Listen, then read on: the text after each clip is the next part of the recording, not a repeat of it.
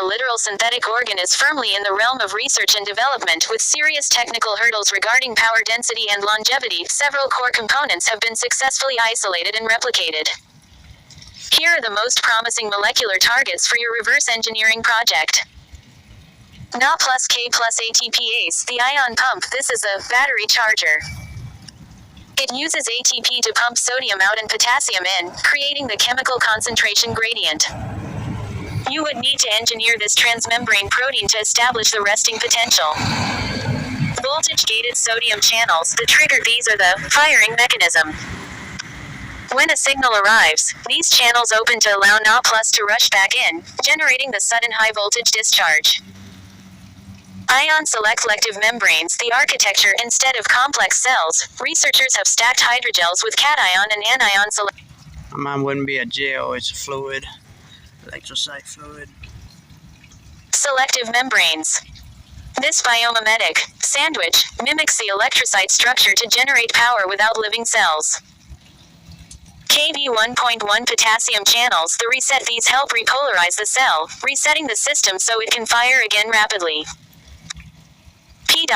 SGAG hydrogels, the interface, a new soft, conductive polymer that is biocompatible and could serve as the structural scaffold or electrode material for your device. Microscope engineering insights from existing research.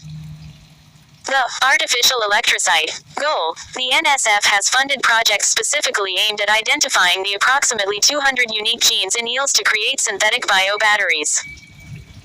Stackable power cells. The highest voltage outputs have been achieved by stacking multiple ion gradient compartments in series, just like stacking batteries.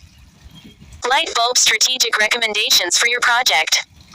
To move from reverse engineering to the $1 trillion prototype, focus on these three areas. 1. Start with hydrogels, not cells. Living cells are notoriously difficult to keep alive in a device.